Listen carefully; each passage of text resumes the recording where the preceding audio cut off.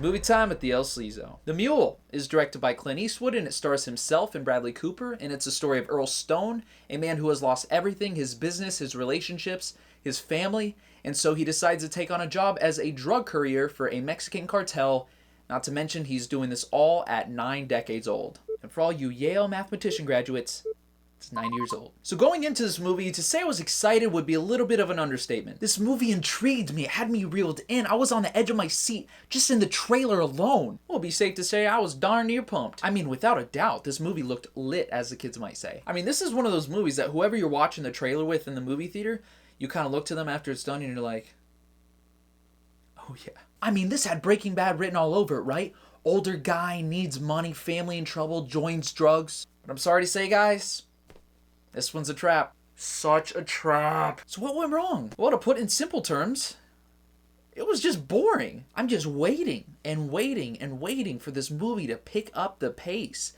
And it just really never did. I just think that the trailers are insanely misleading. What I got from the trailers is that he's this big drug lord cartel, right? He's running it all. He's laundering money, setting up all the deals, intimidating people. I mean, the shot at the end of the trailer makes it seem like he's getting into some deep shizzle. But no. This movie is literally him just driving.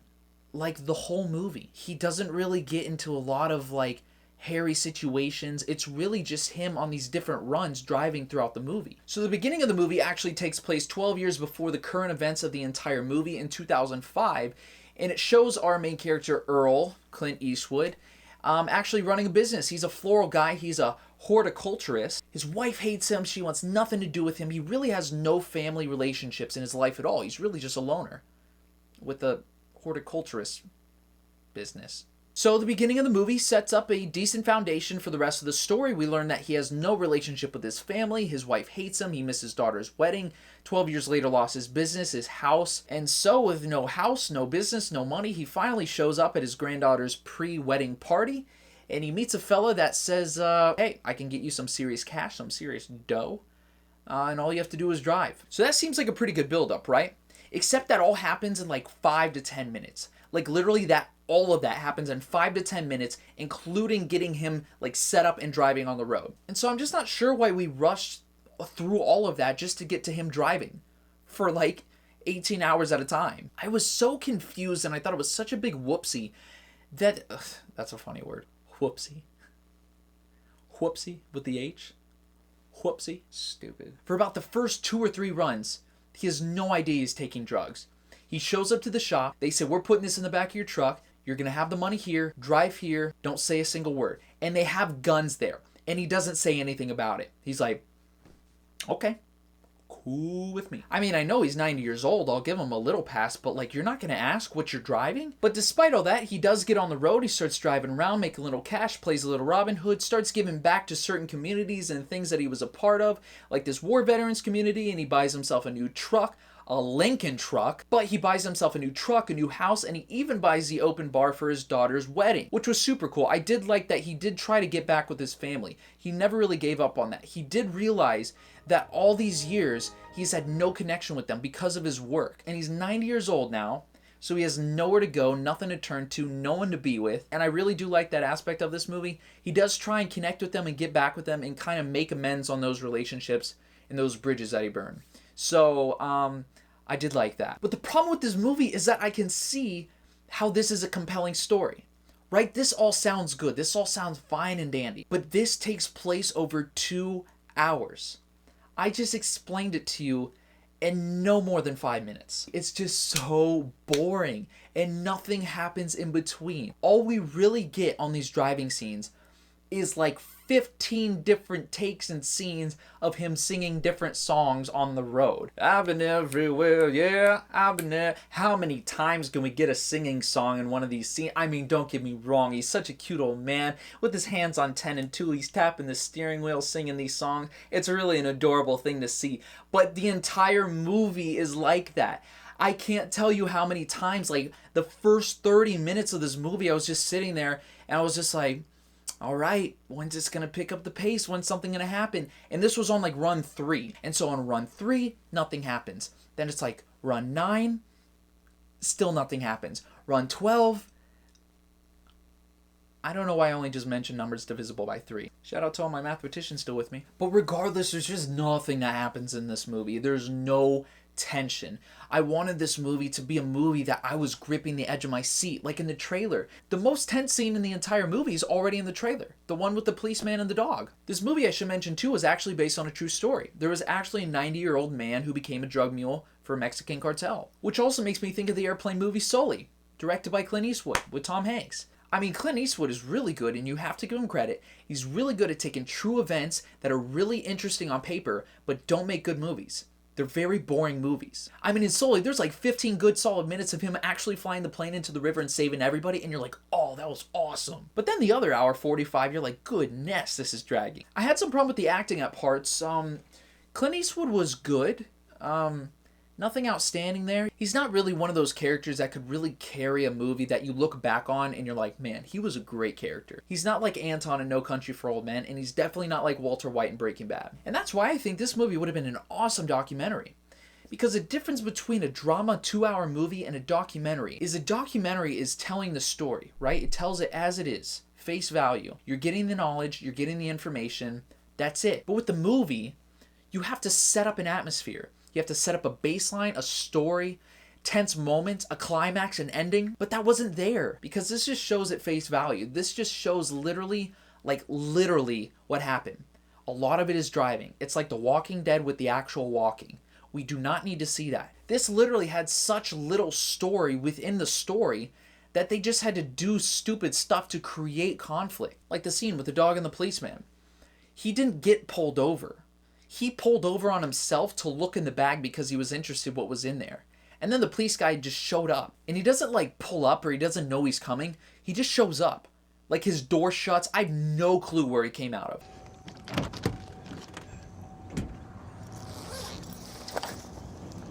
Oh. Need help, sir? Oh, officer, hi. It happens later in the movie when 2 of the cartel guys are walking to their car. And they open the car. And a policeman just shows up right on the spot and shuts the door. He's like, what are you doing, sir? I'm like, were you just waiting in the bushes, just waiting for this stuff to happen? You're like, all right, here it comes. Ready? Ready? We're going to pop up in 3, 2, sir, what are you doing? Bradley Cooper in this movie plays a DEA agent, and he was probably my favorite character. I enjoyed him a lot. He was natural. He was good cast for the role. He actually had good motivation, and I think throughout the movie, you're going to probably root for him more than you do Earl. Earl just really doesn't have all that much motivation after the first couple of runs. Because he gets a new car, he gets his business back, he gets his house, he starts connecting with his family again, giving funds here and there, playing Robin Hood. And then after that, I was just like kind of unsure why he was still doing that. I'm like, you're putting yourself through all this trouble for no reason. He even said in the beginning that he was just doing a couple runs just to make some money. But I guess at a certain point, you're just so far in with the cartel that there's like really no way out. I also didn't love Earl just because throughout the movie, he was a little bit of a jerk. Why are we censoring that? I said Is that off now? Jerk? Jerk? Okay. He was a little bit of a jerk. The casting was a bit off with the cartel here. God, they just weren't that intimidating. Nobody really, got me white-knuckling it, you know? White-knuckling it. For instance, there's a scene when Earl is in the drive-thru getting food. He's just getting these burgers, and he puts them in the seat, and he drives off.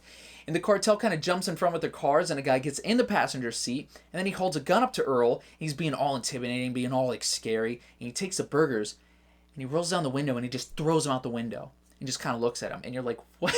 What are you doing? It's like, I know you're trying to be intimidating and castigate him and whatnot, and you want to play this big cartel guy, but I mean, come on, just let him have his food. I mean, they're burgers. It's not a gun. And so a couple of minutes later in the same sequence, there's this bigger, stronger, higher up cartel guy, and then he's intimidating Earl again, and he says something like, I'm going to chomp you, I'm going to bite you, or I'm going to kill you, or something like that. And then he actually looks at him and he goes, ow! Like at his neck, and I was like, what are you doing? I mean, it would have made sense if he had the burgers from a couple minutes back, but that's just ridiculous. Andy Garcia was pretty good in it. He plays kind of the, what's the head of the cartel called? It's like the, head of cartel name. Head drug guy. That's what I'm going with. The head drug guy. And I really liked him. He wasn't a big, scary guy. He wasn't, intimidating at all. But he was just subtle enough that you could tell, man, I really don't want to with this guy. Hey, stop. Mess. I said mess. I swear. You don't want to mess with this guy. I was really kind of disappointed by the musical score in this movie. I really thought this would be a time to bring out some Johnny Cash, John Denver, something gritty and southern and country like that.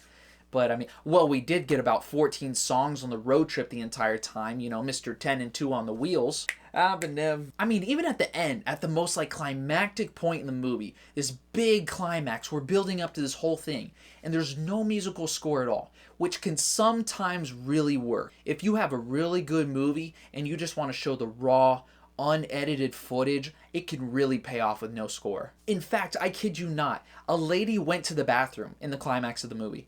She came back like at the end of the movie. But here there was no build-up. There was no payoff.